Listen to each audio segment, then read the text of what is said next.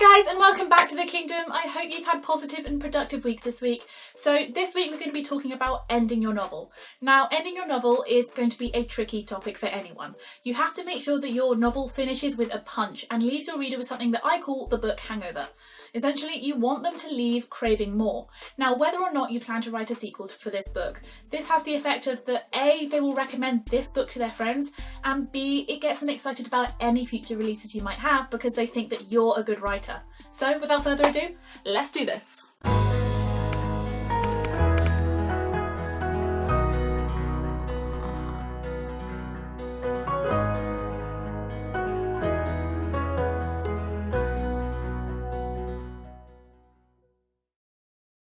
As always guys, the things that I'm going to be talking about in this video are just light suggestions. They're not hard and fast rules that you should follow, and generally with anything creative, anyone that tells you a rule should see it more as a gentle suggestion. So my first rule to know that you should end your novel is when you run out of interesting things to write about. Now this might sound self-intuitive, you may say this should be an obvious one, but it really isn't for a lot of people.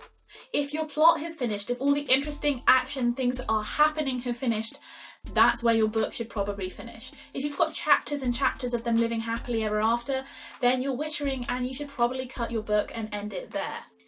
A few paragraphs, maybe a couple of pages, or an epilogue can give you a lovely, fulfilling sense of a happily ever after.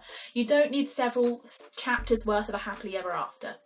Let's take an example. Let's take the last instalment to the Lord of the Rings trilogy. I'm going to use a film rather than a book because not only has this film been out forever and I can't really spoil it for people, but also I'm struggling to find books that do this because books go under immense editing. Now, the last Lord of the Rings in this trilogy has a very long ending. The ending goes on for about 40 minutes and I timed it. We watched it the other day. We watched it almost every Christmas and it goes on forever. And honestly, you get bored when you're watching it.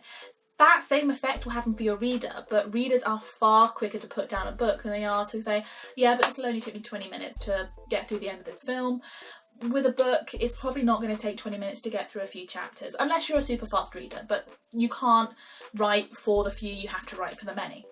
And if you're thinking right now, Hannah, but I really want to write about what happens to them afterwards because, yeah, sure, it's not connected to the main plot in any way, shape or form, but it's really interesting, then great, write about it. Just don't put it in the book. Maybe write articles about it and put it on your website, and then have a note in the back of the book saying the happily ever after can be found here. That drives people to your website to go and read it, and then maybe they'll come across some of your other books. Or you could put it in a novella and sell it to them, and that makes you more money. So there are different ways of writing about things that happen to them afterwards that can benefit you and also make your book better at the same time. So that's obviously for when people have sorted out their ending. They know what's going to happen, they have their happily ever after all planned out and sorted, and it's lovely. But there's obviously the opposite problem where people just don't know. They have the beginning, they have the middle, but they have no clue how to end their novel. Now, I've talked about writer's block before and all the things you can do, what's unexpected, what's going to leave your reader wanting more, what's going to pack a punch, all of these different questions you can ask yourself, but often or not, I find that these can sort of prolong a plot where actually it should be axed. One of the things I find that really leaves your novel with a really big punch is to have something really dramatic and unexpected happen at the end. And it doesn't have to be connected to the plot that's happening in this book, but could spark the plot for what's happening in another book. So for example, your characters have gone on a quest and they've completed their quest and there's this big triumph at the end, and then suddenly, oh my goodness, one of the characters gets kidnapped. And you're just left with that huge cliffhanger at the end being like, what happened to character B? They got kidnapped. What's happening next? That is a really good way of making sure that your characters are really interested. One of the things that I highly recommend with books, and this is something that I've struggled with because I like the cliffhanger thing, and lots of authors that write with cliffhangers also struggle with this, is leaving your novel with enough of a feeling that they have gained something, there is a triumph at the end, making sure that you've resolved some of the questions that you've brought up throughout your book. If you answer none of those questions, your reader is going to feel cheated when it comes to finishing the novel. They've just got all these questions that you've never bothered to answer. Leaving some questions unanswered, maybe having the main questions in your book answered is a good thing, but leaving all of your questions unanswered is definitely not. Now, another way that you can end your book that your readers probably won't expect is they could fail. Say they've been on a mission to stop a war breaking out. They fail and war breaks out. What happens then? How could they then come back from that and fix the situation? Maybe they've been trying to make sure that they say for example in Lord of the Rings, right? Say Frodo died on the road and he never got the ring to Mordor. What happens then? What happens to the story then? So you can have your book end with a failure, but there should be a little flavour of triumph in there somewhere. Maybe your main character could fail, or maybe they could die, unfortunately, but then another character steps in, is actually the real hero and is the real heroine. Maybe it turns out that the main character that you've been writing about, or one of the side characters that everybody trusted, was someone who was working for the enemy, and there's this big twist then. I find that twists at the end are what really pack a punch and impact with a book, because it leaves you remembering that big twist, and that's the thing that you're going to remember most about the novel. Now, one of my favourite books I've ever read, I can't tell you by name because I was proofreading it and it's not been published, but I really enjoyed this book because it turned out that the chosen one, the main character, they thought, you are going to save everybody. Turns out they weren't the chosen one, and it was actually one of my favourite side characters, and they'd really cleverly done it so that actually the main character wasn't the chosen one, it was actually the side character. But even though they weren't the chosen one, the main character story was far more interesting. I actually got into a conversation with the author about it afterwards.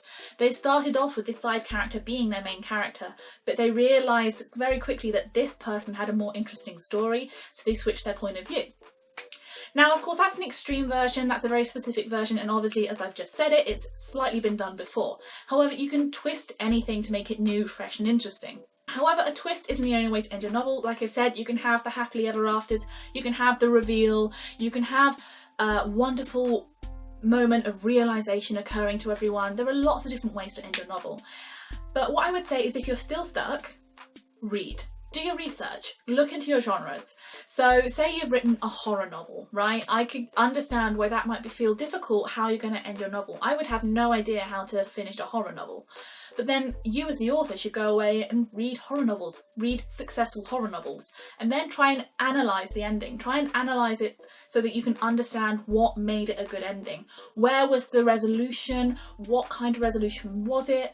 What were the things that really stuck with you when you went away later to read it? And also look at the books that completely bombed and got terrible reviews.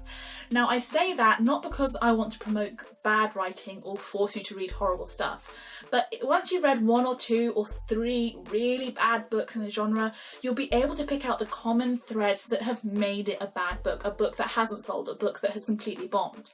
And that way you should be able to avoid the same things in your own writing. Research is a writer's best friend. And finally, if you're still stuck, as I always say, be kind, give yourself time, and don't stress about it. I truly believe that if you are invested in your novel and you think about it, but without obsessing, then something will come to you. Creativity is a time process. Sometimes you would be so shocked where inspiration can come from. You know, you'll be talking to your friend, you'll be walking down the street, you'll be paying for parking, and suddenly, boom, an idea comes into your head, and then 6 follow it when you start to sit down and think about it.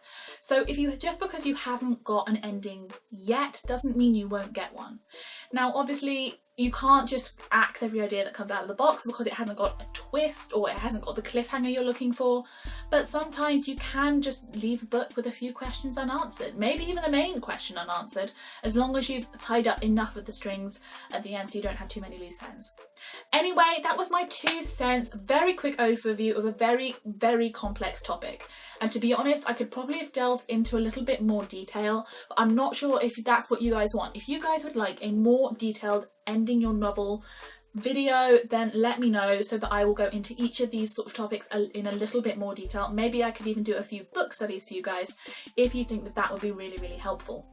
Anywho, I hope you guys enjoyed this video. If you did, please give it a big thumbs up, subscribe, and obviously if you have any questions, put them in the comment section and I will try to get back to you as soon as I can, or hit me up on any of my social media platforms and I will respond to you there as well. I hope you guys have positive and productive weeks, and I will see you guys very, very, very soon. Wishing you all the love in the world, and I'll see you very soon. Bye!